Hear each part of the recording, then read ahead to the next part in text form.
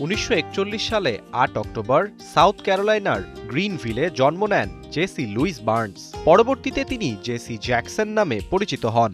বর্ণ বৈষম্যের বেড়াজালে বেড়ে ওঠা এই তরুণ দ্রুতই বুঝে ফেলেন রাজনৈতিক ময়দানে দরকার সমান অধিকারের লড়াই।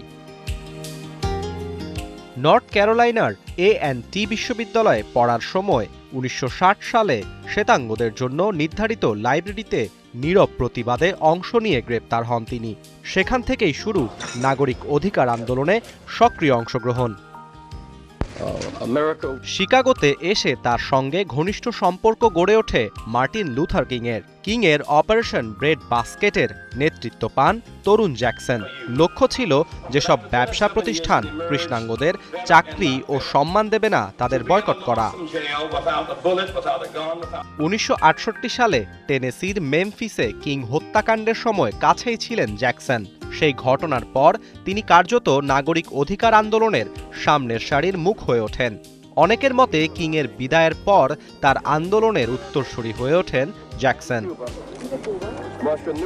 কিংয়ের মতোই জ্যাকসন বিশ্বাস করতেন শুধু বর্ণবাদ নয়, যুক্তরাষ্ট্রের মূল সংকট শ্রেণী বৈষম্য। তিনি বলতেন সমস্যা কালো সাদা নয়, সমস্যা ধনী আর বঞ্চিতের। 70-এর দশকে জ্যাকসন গড়ে তোলেন অপারেশন পুশ। পরবর্তীতে সেটাই বহুজাতিক, বহুধর্মীয় ও শ্রমজীবী মানুষের ঐক্যের বার্তা নিয়ে রূপ নেয় পুশ কোয়ালিশনে।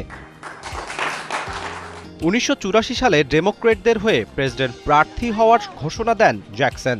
সে সময় যুক্তরাষ্ট্রের প্রেসিডেন্ট ছিলেন রোনাল্ড রিগান। বেকারত্ব ও সামাজিক বৈষম্যের কারণে রেইনবো কোয়ালিশনের ডাক দিয়ে জাতীয় রাজনীতিতে আলোড়ন তোলেন তিনি।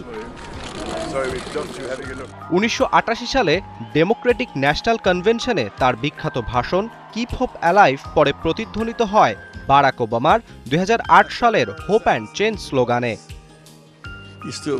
তবে তার রাজনৈতিক জীবন বিতর্কমুক্ত ছিল না। ইসরায়েল ও ফিলিস্তিন ইস্যুতে তার মন্তব্য সমালোচনার জন্ম দেয়। 2007 সালে তিনি সমর্থন দেন বারাক ওবামাকে। তবে একসময় বারাক ওবামাকে নিয়ে সমালোচনামূলক মন্তব্য করায় ক্ষমা চাইতে হয় তাকে। আরাফাত ইসলাম, 71।